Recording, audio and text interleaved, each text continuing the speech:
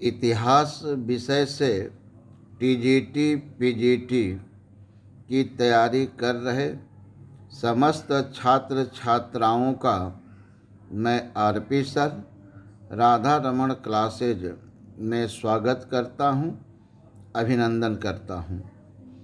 प्रिय छात्रों, पूर्व की कक्षा में हम लोगों ने महाकाव्य के रूप में रामायण पर चर्चा किया था और टीजीटी पीजीटी की परीक्षा में रामायण से पूछे जाने वाले प्रश्नों पर दृष्टिपात किया था। प्रिय छात्रों, संस्कृत भाषा के महाकाव्य के रूप में आज हम लोग महाभारत पर चर्चा करेंगे। प्रिय छात्रों, संस्कृत भाषा के महाकाव्यों में महाभारत का भी महत्वपूर्ण स्थान है। टीजीटी पीजीटी की परीक्षाओं में महाभारत के आधार पर बहुत से प्रश्न बनाए गए हैं और विभिन्न वर्षों में पूछे गए हैं। इन प्रश्नों को दृष्टि में रखते हुए हम लोग महाभारत पर चर्चा करेंगे। प्रिय छात्रों, महाभारत के रचनाकार महर्षि वेदव्यास थे। आप सभी लोग जानते हैं कि महाभारत के रचनाकार महर्षि वेदव्यास थे। वेदव्यास के पिता का नाम पराशर ऋषि था। इनकी माता का नाम मत्स्यगंधा था। इसी मत्स्यगंधा का विवाह जब हस्तिनापुर नरेश शांतनु के साथ हुआ तो उनका नाम सत्यवती पड़ गया। प्रिय छात्रों, आप देखें कभी कभी परीक्षा में पूछा गया कि अर्जुन के पितामह कौन थे, तो सत्यवती और शांतनु जी के संयोग से 2 संतानें उत्पन्न हुई थी। एक का नाम विचित्रवीर्य था और एक का नाम चित्रांगद था। प्रिय छात्रों, चित्रांगद की मृत्यु हो गई। विचित्रवीर्य का विवाह काशी नरेश की पुत्री अम्बा और अम्बालिका के साथ हुआ था। अम्बा और अम्बालिका से बिना किसी संतान के विचित्रवीर्य की भी मृत्यु हो गई। उसके बाद महर्षि वेदव्यास के तपोबल से अम्बा और अम्बालिका के एक एक पुत्र हुए, जो धृतराष्ट्र और पांडु के नाम से प्रसिद्ध हुए। पांडु के पुत्र के रूप में अर्जुन, भीम, नकुल, सहदेव का उल्लेख किया गया और धृतराष्ट्र के पुत्र में दुर्योधन आदि 100 पुत्रों का उल्लेख किया गया। जो पांडु के पुत्र थे ये पांडव कहलाए और जो धृतराष्ट्र के पुत्र थे ये कौरव कहलाए। धृतराष्ट्र के 100 पुत्रों के बाद एक पुत्री भी थी जिसका नाम दुष्यलका था। महाभारत में इन्हीं पांडव और कौरवों के वंश का वर्णन प्राप्त होता है। प्रिय छात्रों, संस्कृत साहित्य में महाभारत का महत्वपूर्ण स्थान है। महाभारत को नैतिक तथा धार्मिक शिक्षा का विश्वकोश एवं पंचम वेद कहा जाता है। पाश्चात्य विद्वान हॉकिंस ने महाभारत को क्षत्रिय वर्ग का धर्म ग्रंथ कहा है। प्रिय छात्रों, महाभारत में आचार नीति, लोक व्यवहार तथा श्रीमद् भागवत गीता जैसे अध्यात्म प्रधान ग्रंथ का समावेश हुआ है। इसीलिए महाभारत को ज्ञान प्रधान ग्रंथ कह करके संबोधित किया गया है।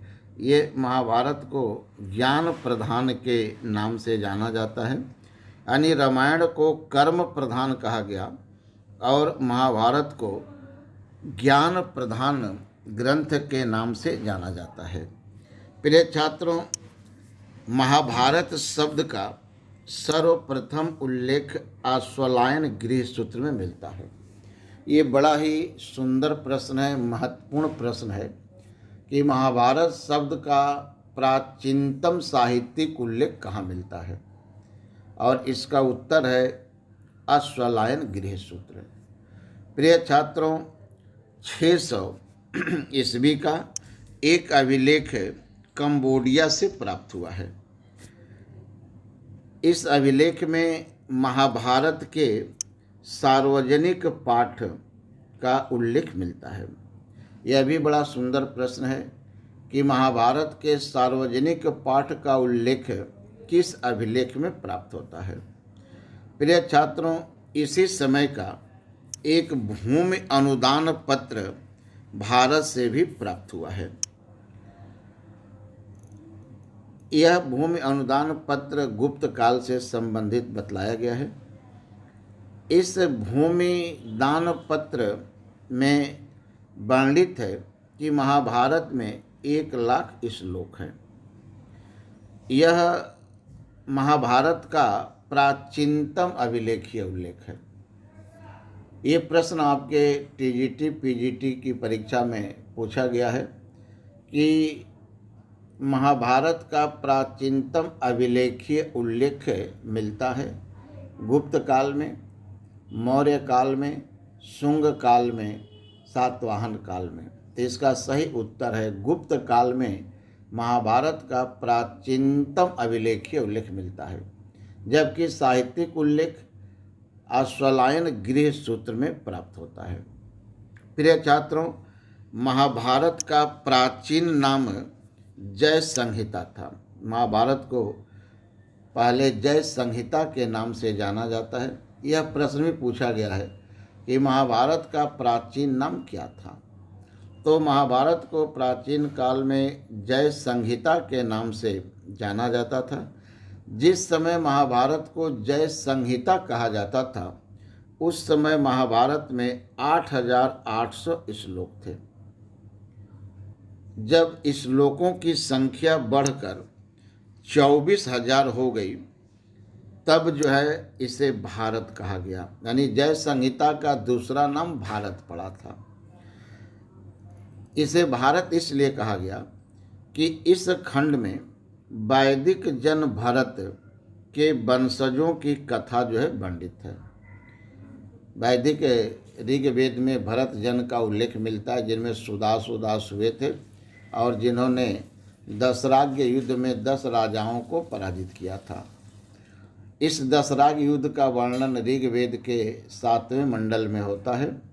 तो ये भरत जन के वंशजों का वर्णन भी हमें महाभारत से प्राप्त होता है। ये बड़ा सुंदर प्रश्न बन सकता है कि किस वैदिक जन के वंशजों का वर्णन महाभारत में मिलता है। तो इसका उत्तर है भरत जन का। प्रिय छात्रों, अंततः महाभारत में 1,00,000 श्लोक हो गए।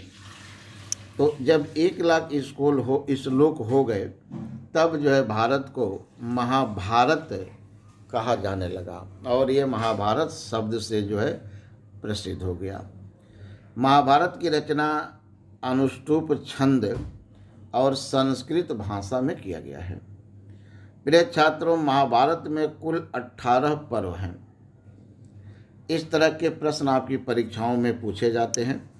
जैसे एक बार पूछा गया है कि रामायण में कुल कितने कांड हैं, तो उसी तरह से आपसे पूछ सकता है कि महाभारत में कुल कितने पर्व हैं।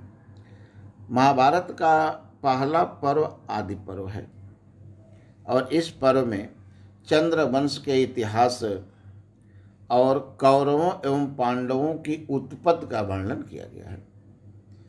इसी पर्व से हमें हस्तिनापुर के चंद्रवंश का वर्णन मिलता है। इसमें बतलाया गया है कि चंद्रवंश की प्रारंभिक पहली राजधानी कहाँ पर थी और पहली राजधानी के रूप में प्रतिष्ठानपुर का उल्लेख मिलता है।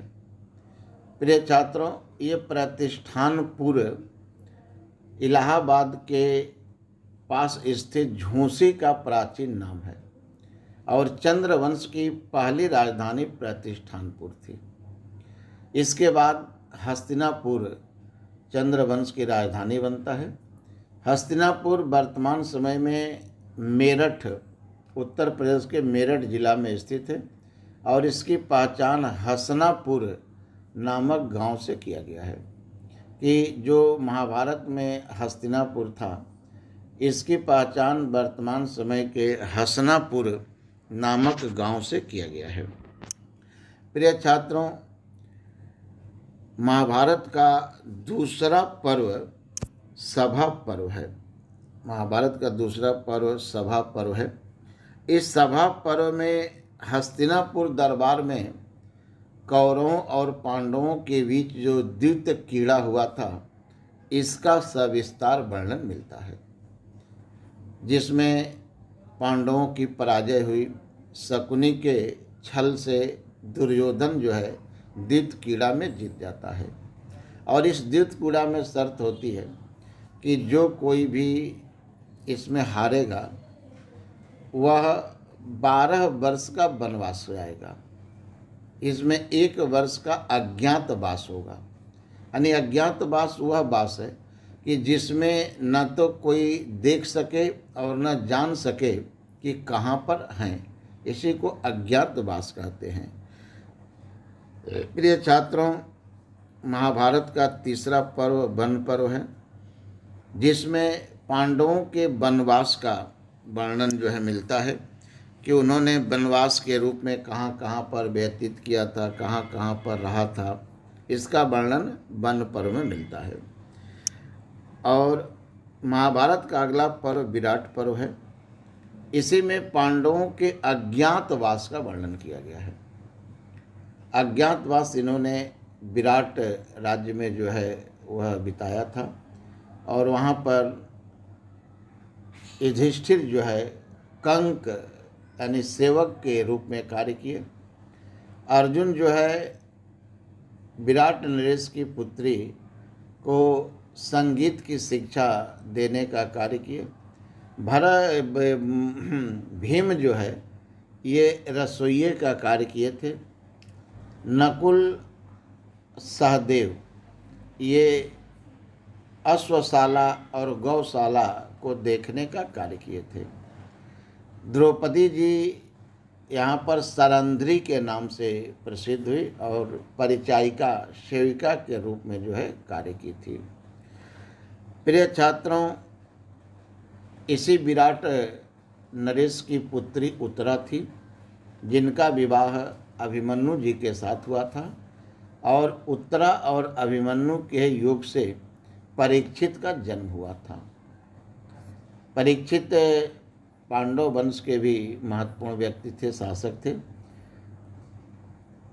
इन्हीं के पुत्र जन्मेजय हुए, जिनका नाग यज्ञ जो है काफ़ी प्रचलित है, प्रसिद्ध है। तो इस तरह से विराट पर्व में पांडवों के अज्ञातवास का वर्णन मिलता है। उद्योग पर्व में श्री कृष्ण द्वारा शांति प्रयास का वर्णन किया गया है। यानी जब भगवान कृष्ण पांडवों का अज्ञातवास खत्म हो जाता है तो शांति के प्रयास करते हैं और हस्तिनापुर में शांति दूत बन करके जाते हैं कि समझौता हो जा और युद्ध न हो। लेकिन वास्तव में कृष्ण चाहते थे कि युद्ध हो, क्योंकि कृष्ण का इस धराधाम पर पदार्पण भी हुआ था अधर्म को नाश करना, और कौरवों के नेतृत्व में अधर्म का विस्तार हो रहा था। उस समय के जितने भी आतताई प्रवृत्तियाँ थी सब कौरवों के साथ मिली हुई थी। प्रिय छात्रों, अगला पर्व जो है वो भीष्म पर्व है।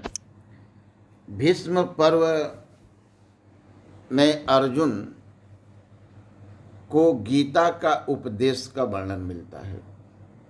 भीष्म पर्व में महाभारत युद्ध का जो है वर्णन मिलता है और इसी पर्व में भीष्म पितामह जिनका वास्तविक नाम देवव्रत था और ये गंगा पुत्र के नाम से भी जाने जाते हैं, क्योंकि इनका जन्म शांतनु और गंगा के संयोग से माना गया है। ये अपनी अडिग प्रतिज्ञा के कारण भीष्म के नाम से प्रसिद्ध हुए थे। तो भीष्म द्वारा अर्जुन के बाणों से आहत होकर सरसैया पर पड़ने का वर्णन भी भीष्म पर्व में मिलता है। ये बड़ा सुंदर प्रश्न बनता है कि श्रीमद् भागवत गीता का संकलन महाभारत के किस पर्व में हुआ है, और इसका सही उत्तर जो है वो भीष्म पर्व है। जब महाभारत युद्ध में दोनों सेनाएं आमने सामने थी तो अर्जुन के मन में मोह उत्पन्न हो गया कि मैं किससे लड़ूं। राज्य के लिए पितामह का वध करूं, राज्य के लिए गुरु द्रोणाचार्य से लड़ूं, कुल गुरु कृपाचार्य से लड़ूं, अपने भाइयों से लड़ूं। इसी मोह को दूर करने के लिए भगवान श्री कृष्ण द्वारा कुरुक्षेत्र के मैदान में अर्जुन को श्रीमद् भागवत गीता का जो है उपदेश दिया गया था। प्रिय छात्रों, महाभारत का अगला पर्व जो था ये द्रोण पर्व था। इस द्रोण पर्व में अभिमन्यु तथा द्रोणाचार्य का वध वर्णित है। आप सभी जानते हैं कि अर्जुन की अनुपस्थिति में द्रोणाचार्य जी ने चक्रव्यूह की रचना की और अर्जुन के सिवा, भगवान कृष्ण के सिवा चक्रव्यूह को तोड़ना अन्य किसी भी पांडव को नहीं आता था। ऐसा वर्णन मिलता है कि जब अभिमन्यु अपनी माँ सुभद्रा के गर्भ में पल रहा था तभी अर्जुन ने सुभद्रा जी को चक्रव्यूह की कथा सुना रहे थे और चक्रव्यूह तोड़ने की कथा तो सुभद्रा जी सुन ली, लेकिन चक्रव्यूह से निकलने की कथा नहीं सुन पाई और इसीलिए अभिमन्यु जो है चक्रव्यूह में फंस तो गया, तोड़ तो दिया लेकिन निकल नहीं पाया। और फिर कारण द्रोणाचार्य, कृपाचार्य, अश्वत्थामा, जयद्रथ, दुर्योधन सब लोगों ने मिल करके अभिमन्यु का वध कर दिया। फिर द्रोणाचार्य का भी वध इसी पर्व में मिलता है, जिनका वध जो है द्रुपद नरेश के पुत्र द्वारा किया गया था। धृष्टद्युम्न, द्रुपद नरेश के पुत्र धृष्टद्युम्न थे और उनके द्वारा ही द्रोणाचार्य का सर काट लिया गया था। इसके बाद कर्ण पर्व आता है। ये क्रमवार चल रहे हैं। एक बार पूछा गया है कि भीष्म पर्व महाभारत का कौन सा पर्व है, तो द्रोण पर्व जो है के बाद कर्ण पर्व का वर्णन होता है, जिसमें कर्ण का अर्जुन के साथ युद्ध और कर्ण के वध को जो है वर्णित किया गया है। प्रिय छात्रों, अगला पर्व जो है ये शल्य पर्व है और शल्य पर्व में शल्य का युद्ध और वध वर्णित है। इसके बाद सौप्तिक पर्व का जो है क्रम आता है और इस सौप्तिक पर्व में सोते हुए पांडवों के पुत्रों का अश्वत्थामा द्वारा वध करने का वर्णन मिलता है। प्रिय छात्रों, इसके बाद स्त्री पर्व आता है और स्त्री पर्व के पहले यानी सौप्तिक पर्व में ही महाभारत युद्ध का अंत हो जाता है। इस युद्ध में कौरव जो है मारे जाते हैं, बहुत सारे उनके साथ महारथी रथी मारे गए, पांडव बचते हैं और युद्ध भूमि में ये शोकाकुल स्त्रियों का विलाप जो है इस पर्व में वर्णित किया गया है। इसके बाद शांति पर्व का वर्णन मिलता है और इस शांति पर्व में युधिष्ठिर द्वारा राज, धर्म और मोक्ष से संबंधित बहुत सारे प्रश्न भीष्म पितामह से पूछे गए और उनके द्वारा जो उत्तर दिए गए उसी का वर्णन जो है वो शांति पर्व में मिलता है। प्रिय छात्रों, इसके बाद अनुशासन पर्व जो है रचा गया। और इस पर्व में धर्म और नीति की कथाएं, भीष्म का स्वर्गारोहण का वर्णन जो है प्राप्त होता है। इसके बाद मेधिक पर्व का जो है रचना हुई और इसमें युधिष्ठिर द्वारा अश्वमेघ यज्ञ कराने का वर्णन प्राप्त होता है। प्रिय छात्रों, इसके बाद आश्रम वार्षिक पर्व की रचना हुई, जिसमें धृतराष्ट्र हैं, विदुर हैं, फिर जो है गंधारी हैं, कुंती हैं, इन सब के वानप्रस्थ आश्रम में प्रवेश का वर्णन किया गया है।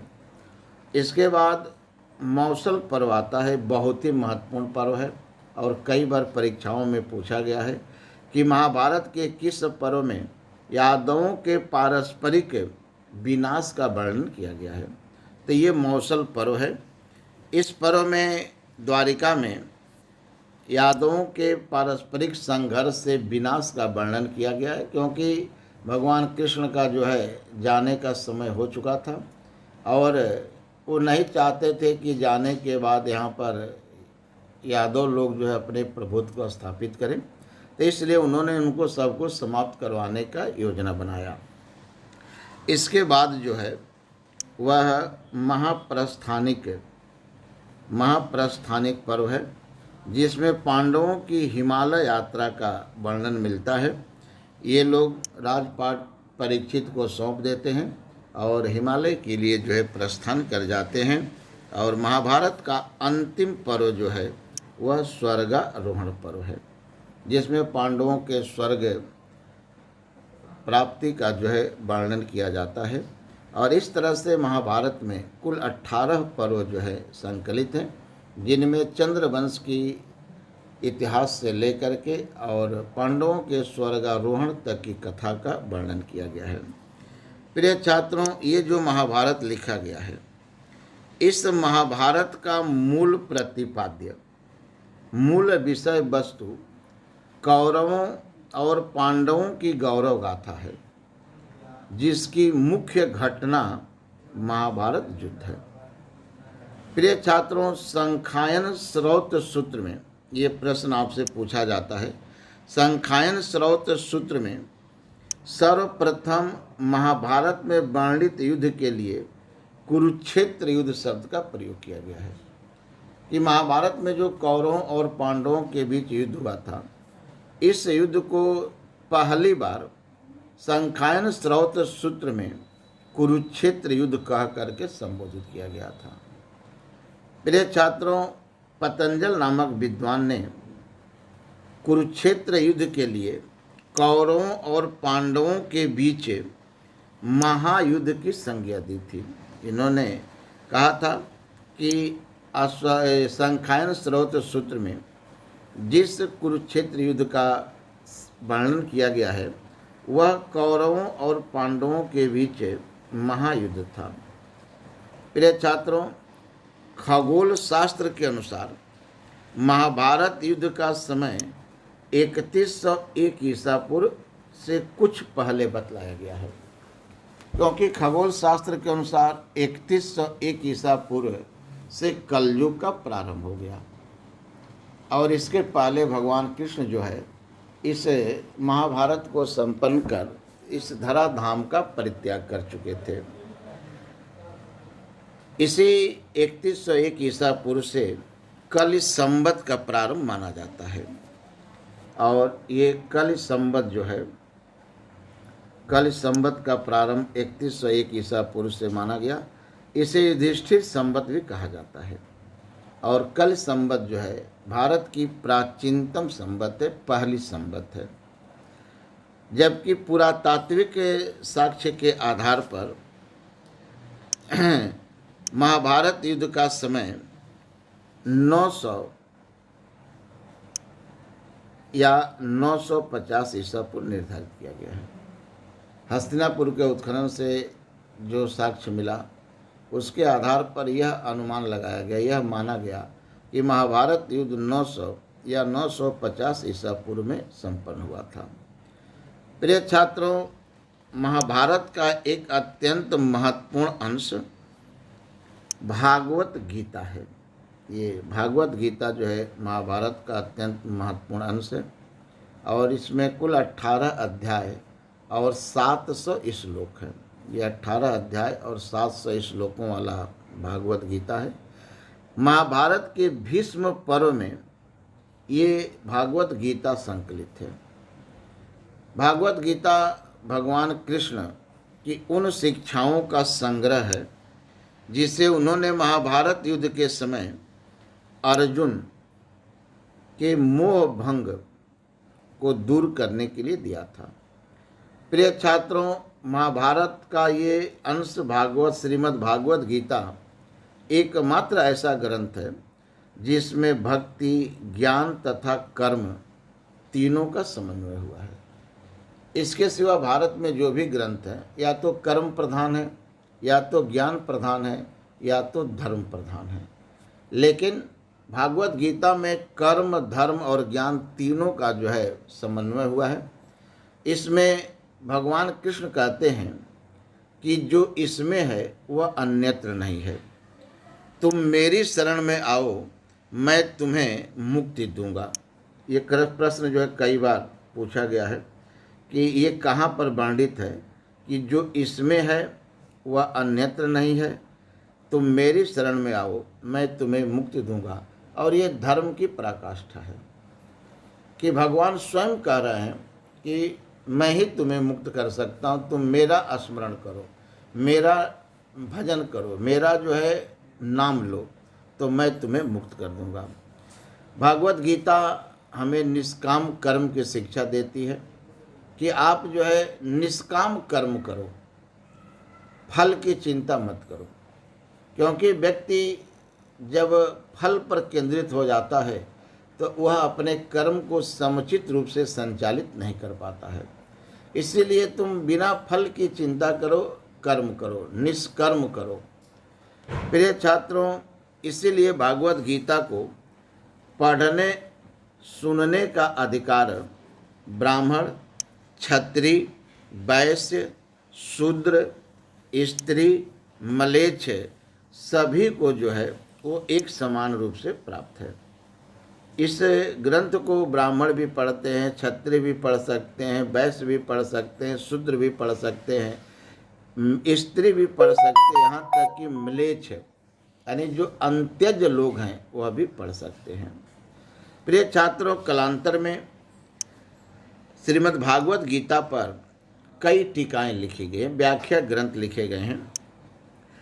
इनमें आचार्य शंकराचार्य का भाष्य जो है अत्यंत महत्वपूर्ण है और ये श्रीमद् भागवत गीता की उपलब्ध टीकाओं में प्राचीनतम है। बाद में मधुसूदन जी ने गूढ़ार्थ दीपिका नाम से और श्रीधर स्वामी जी ने सुबोधनी नाम से श्रीमद् भागवत पर टीका लिखा है। प्रिय छात्रों, श्रीमद् भागवत का अंग्रेजी भाषा में अनुवाद भी किया गया है और यह अनुवाद विल्किंस नामक विद्वान ने किया है। संस्कृत भाषा से अंग्रेजी भाषा में अनुदित होने वाला श्रीमद् भागवत गीता पहला ग्रंथ है। सबसे पहले अंग्रेजों द्वारा श्रीमद् भागवत गीता का ही अंग्रेजी भाषा में अनुवाद किया गया था। माइकल मधुसूदन नामक विद्वान ने श्रीमद् भागवत गीता का बांग्ला भाषा में अनुवाद किया और अकबर द्वारा अपने समय में बदाऊनी के माध्यम से महाभारत का फारसी भाषा में अनुवाद करवाया गया, जो रज्मनामा के नाम से प्रसिद्ध है। तो इस तरह से महाभारत एक महत्वपूर्ण ऐतिहासिक ग्रंथ भी है। इस ग्रंथ से हमें समाज धर्म के क्षेत्र में महत्वपूर्ण जानकारियाँ भी प्राप्त होती है, क्योंकि महाभारत में ही भारतीय समाज में प्रचलित बहुपति प्रथा का सर्वप्रथम उल्लेख मिलता है। ये प्रश्न पूछा गया है कि बहुपति प्रथा का प्राचीनतम उल्लेख कहाँ मिलता है, तो बहुपति प्रथा का सर्वप्रथम उल्लेख महाभारत में ही प्राप्त होता है। प्रिय छात्रों, यदि आपको यह वीडियो पसंद आए तो इस वीडियो को लाइक कर लेना। अगर इसी तरह की महत्वपूर्ण सामग्रियाँ आप अपने लिए आवश्यक समझते हैं तो चैनल को सब्सक्राइब भी कर लेना। अगली वीडियो हम लोग शांति की खोज अर्थात बौद्ध धर्म के संबंध में चर्चा करेंगे। बौद्ध धर्म का जन्म कब हुआ, प्रवर्तक कौन थे, शांति की खोज के कौन कौन से प्रयास किए गए, इन सारी चीज़ों पर, पूरे बौद्ध धर्म पर हम जो है आपको वीडियो अपलोड करेंगे जो परीक्षा के दृष्टिकोण से अत्यंत ही महत्वपूर्ण है।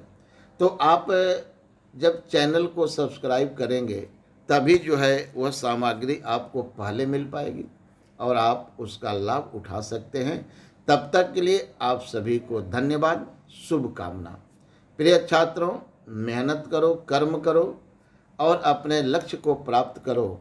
यही मानव जीवन का मूल उद्देश्य है।